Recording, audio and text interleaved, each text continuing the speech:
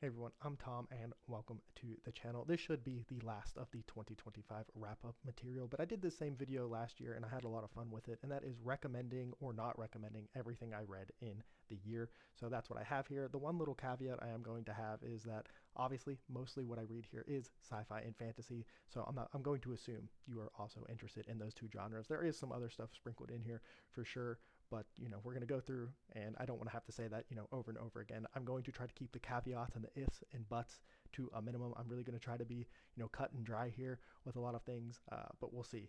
It'll be difficult, especially I have some later books and series that I'm probably going to have little caveats for and everything. But with that being said, let's go ahead and get into it with the first book here.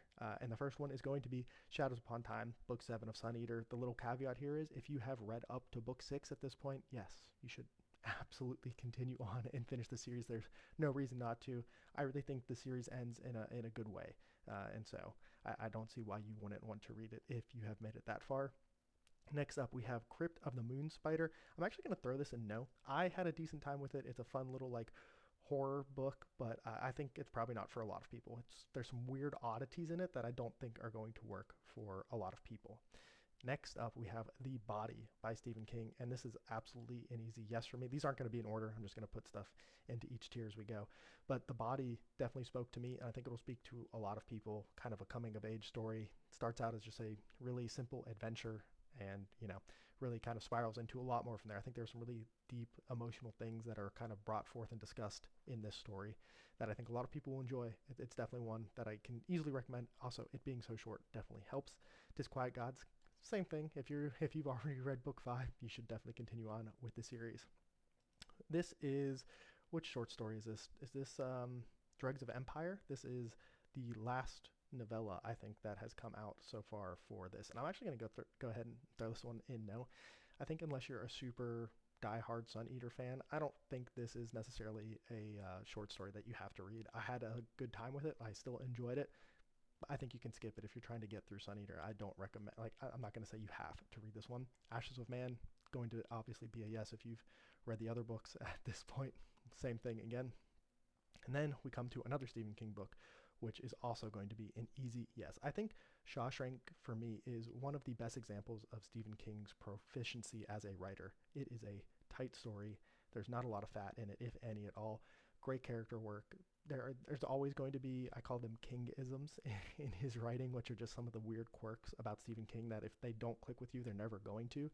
But those are obviously present in here. But I really do think that this is just one of the greatest written stories, and I mean that in more than just an enjoyable way. This is I think one of those kind of stories that people who really care about the craft of writing should check out, because I think once again it is just kind of on that level. And so that definitely, this is one of those books, or short stories, that has made me really interested in reading more short work from authors that I really like. Kingdoms of Death, obviously very heavy on the Sun Eater stuff here. Once again, going to be here. I think, yes, this is definitely one that you should pick up if you are this far in. Iron Flame is going to be a no for me. It's probably not too big of a surprise to a lot of people that I don't think you really need to read Iron Flame. I think there's better things that accomplish the same goal that this book is trying to do, which, and I'm not saying it's a bad book. I actually had a good time with it. I just think that if this is the kind of series you're wanting to go to, that it's done better. I guess I will say the one caveat to that is some of the things that I think are done better are actually from more YA novels. So some of the spicy elements are missing from those stories. But I guess for me personally, it's just a pretty easy no, which is what we are trying to keep on this list. Next up, we have The Immortal Investigations, and this one is also going to go into the yes. This is a fun, pretty fast-paced urban fantasy. I kind of enjoy the Buffy the Vampire Slayer. It's crazy. I haven't read Dresden, which is the king of urban fantasy, but this one definitely gave me Buffy vibes, where it would kind of go from uber serious to kind of silly, back and forth with some fun things. I enjoyed the characters, I enjoyed the world, and that's definitely one. And it's also a series that I'm definitely looking forward to continuing. The Sundering Star by Jenny Wirtz. This is part of her Wars of Light and Shadow series. I'm going to go ahead and throw this one in no. I don't think that, unless you're once again a huge completionist, I don't think you need to read it, though. I will say there's some this really changes how I look at the world of Wars and Light and Shadow and some of the things that are going on in it. But for most people, going to be a no. Demon in White, I think, same kind of thing with Sun Eater. These next two, I forget which one is the Decoy and which one is, I think this is Reigns of Destiny and this is the Decoy. These are other short stories by Janie Wirtz. Once again, I don't think they're super pivotal to the Wars of Light and Shadow. I don't think you really need to read them. I don't think you're missing out on too much if you don't. They are nice touches. Like if you're a completionist like me, I would say go ahead and do it. And actually, let's go ahead. This is another one of those short stories that's in that same kind of vein. And I'm going to, say the same thing again for it. Next up, we have The Pilot by Will White. I'm going to go ahead with no. This is part of his Last Horizon series. I really enjoyed the previous book to this one, and it's been a fun series. I'm going to continue on with it, but I don't think it's a series that that I push on a lot of people, and specifically this book just didn't work for me as well as I would have liked it to, unfortunately. Queen Amid Ashes by Christopher Ruocchio. This is, again, another one of the short stories. Now, this is one that I'm going to say, yes, I think you should read. I think this one just shows some of the things that happen in the Sun Eater world in a way that you don't see really again, especially in the way that it's done here. I mean, you get hints to it and stuff, but this is, if you're going to read Sun Eater, that is definitely one that I would put up there. Next up, we have Darien Empire of Salt. This is, again, a pretty easy yes for me. This is a super fun, fast-paced story. It really shows you like what fantasy can be when you strip away some of the extra fluff, the extra world building. It's not the deepest story. I don't think it's supposed to be. I think it does what it wants to very well. Next up, we have A Covenant of Light. This is the completion of the Crown of Isha trilogy, I think is how you pronounce it. Pretty easy recommend. Really great stuff going on in the series. We'll talk a little bit more about it because I read the second book this year in it as well. After the Animal Flesh Begins, this is another just one of those really weird books that I took a flyer on and tried out. And once again, it's not going to be one that I would really recommend to people. Howling Dark, one of my favorite books I've ever read in my entire life. If you got through Empire of Silence, I think it's pretty easy that, yes, you should read Howling Dark. To me, it's a step up in every single way that you could possibly think of. In a similar vein, While Darkness Gathers, this is the sequel standalone to the Adan trilogy by Philip Chase. Absolutely super easy recommend. I always say this is the cherry on top of the sundae for the trilogy. You don't necessarily have to read it. The trilogy is a whole complete story that you'll be very satisfied with. But the fact that you have While Darkness Gathers sitting there after the fact, it's just so great. It's such a nice thing to have. And I always say this as well. It balances legacy characters and new characters from the previous story probably better than any other sequel I've ever read.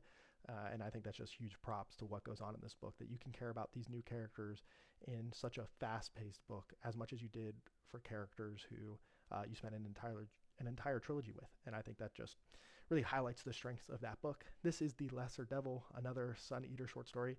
I think this one is very, very easily skippable. I don't think I need to say much more than that. I don't think it adds, it adds a little bit to the world, but I think if I never read it, I want to be missing out on anything too crazy that's not then later covered in later books. Next up, this is the one nonfiction I read for this year, and this is Julius Caesar by Philip Freeman. I am going to put this in yes. I think this is an extremely easily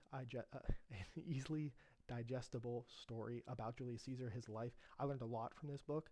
I think a lot of us don't have the greatest understanding of what ancient history was. We maybe know some very sporadic highlights, or we think we know things that actually aren't true. They're just lies that have, were told and kind of propagated around. And I think Julius Caesar by Philip Freeman helped me, I don't know, not understand the world at the time. I mean, it did, but it just, so much more happened. And obviously Julius Caesar is one of those figures in history that everybody knows, but I think, this is a really good story, really easy to read.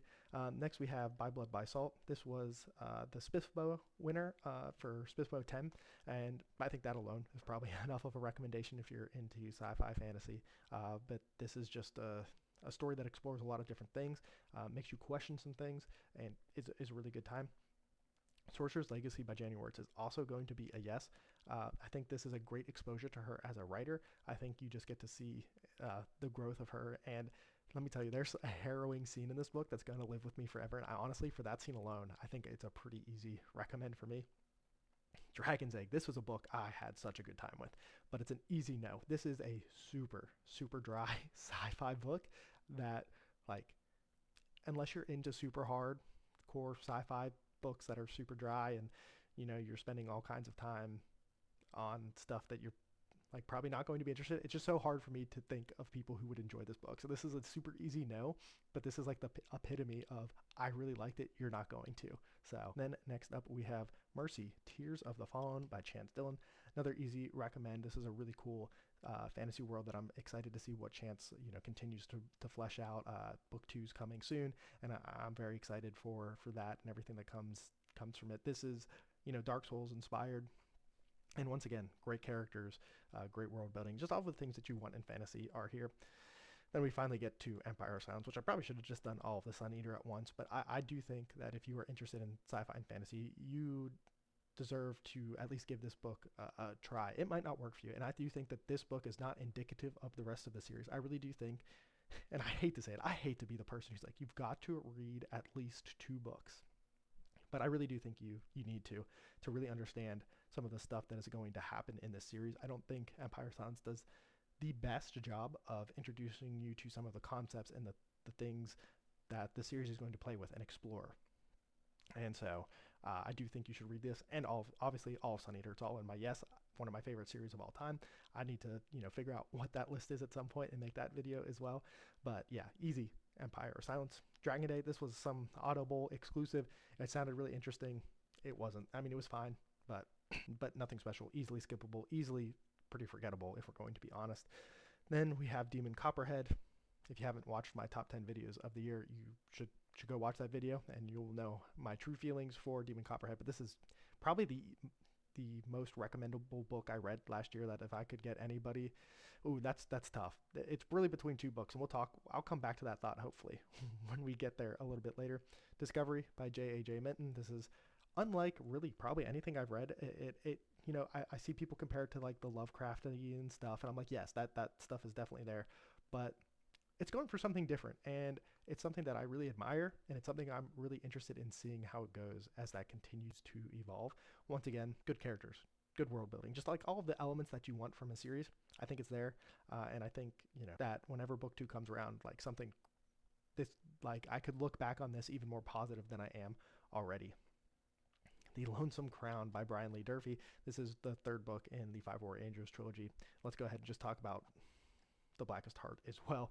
So just to give you an idea, The Forgetting Moon, the 1st book, and The Lonesome Crown, they both were my highest ranked fantasy book I read in the years I read them in. So I think that probably says enough about this trilogy. Obviously, only the first 2 books, or the second 2 books I read in 2025.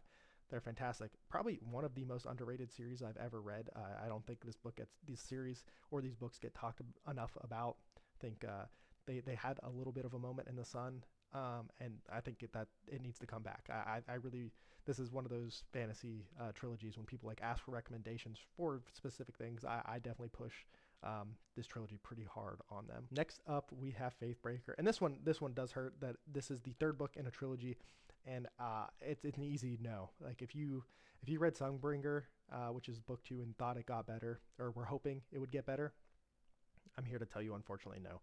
Faithbreaker does not get better. It has 1 or 2 moments that were in the 1st book. Godkiller, I would still recommend. Read it as a standalone, treat it as a standalone, even though it is not a satisfying ending. That book, you know, delivers on something that is really good. And then the next 2 books, I think they lost their way. I think they tried to, I don't want to say lost their way. I think they became something that the 1st book really wasn't trying to be. So they feel really disjointed. Like I said, there's a couple moments in here, but no. Easy no. The Signal, also another easy no. This is another one of those Audible exclusives that I give a try every now and again. And unfortunately, I mean, it's fine, forgettable, nothing special, basically, is what it comes down to there. The Machine Stops. Now, this is also a yes for me. I think this is mostly because this is a very short story, and it's from like over 100 years ago. Losing my voice here a little bit, but yeah, it's from over 100 years ago, and you know, I think it's a really interesting idea that it explores, and you get it from that time frame. I think makes it even better. The Buffalo Hunter. Once again, this is going to be a no for me. I actually had a decent time with this book, but I think this is going to be pretty divisive. I think, you know, people talk about Stephen Graham-Jones' writing a lot, and I think that, you know, speaks very true that, you know, this one, you know, may or may not work for you, so it goes into the no. I would not recommend it to you. Next up, we're back to Jenny Wirtz, Fugitive Prince. pretty easy recommend. At the time I'm recording this video, this is my favorite one in the series.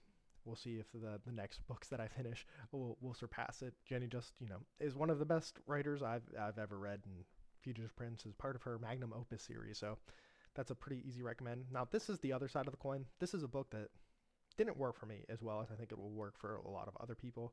But I will go ahead. This is a book that, if somebody came to me and was like, should I read this book? I'd say, yeah, probably. And so I'm going to put it in, yes, this is James Percival Everett, retelling of Huckleberry Finn.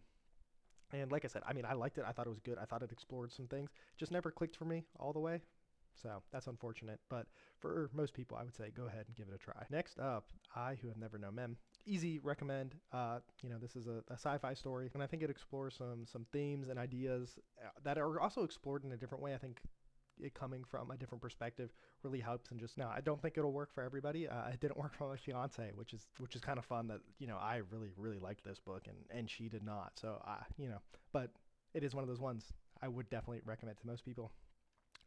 House of Chains, Molasses People. I'm so sorry. There's no way I could recommend this book. This is one of my least favorite books I read in 2025, and we'll see how Midnight Tice goes. Fingers crossed that it works. Confidence is low, hopes are high. That's how I like to describe it at this point. The Desert Talon, this is another one that is part of, we'll put these together. This trilogy, I think it just explores some really cool things. The trilogy is shorter than most standalone fantasy books, which I think is a really great selling point. The audiobooks are really well done, and it just explores a lot of really cool things. Easy recommend if you're looking for some fantasy stuff. Fourth Wing, I know I put Iron Flame in no, but I think Fourth Wing is worth reading for most people who are interested in this sphere, because I think ignoring the impact and everything that it's currently doing for the genre, you're just missing out. And I'm not even saying that it's like a great book, it's going to change your life or anything like that. I did have a pretty decent time with it, but I think you should give it a try if you're interested in here. This is one of I forget what the title of this book is off the top of my head. This is John Le Carre. It's a spy thriller. I didn't enjoy it very much. I wanted this to kind of be my next James Bond. If you don't know, I really love the James Bond novels. But Call for the Dead. That's what this one is called. I don't know. Found it kind of boring, not as entertaining as I was hoping it would be, and I would feel bad recommending this to a lot of people. Same thing with the Maltese Falcon. I would put this in no. This one is closer to yes than Call for the Dead. But the Maltese Falcon, it's written in a peculiar way. I found it interesting, but honestly, you probably just watch the movie at this point, which I still have not done. Next up, Susanna Clarke, The Wood at Midwinter. This, to me, should barely count as something that should be in book format. Apparently, this was originally a radio play, which I could see working. It does not work in written format, reading it back. It just doesn't. There's some whimsical stuff in it, maybe, but for the most part, just did not work for me. Starship Troopers, I think, is a no as well, which is unfortunate. I had higher hopes for this book. Obviously, the movie and it are very, very different. There's definitely some interesting things that are played around with in here, but I think overall it turns into a slog, especially in the second half, and I would recommend it as no. I wouldn't recommend it. I don't know what I was trying to say there. We're going to skip to We Used to Live Here, just to end off the nose. All You Need Is Kill. What is this? Edge of Tomorrow, the Tom Cruise movie.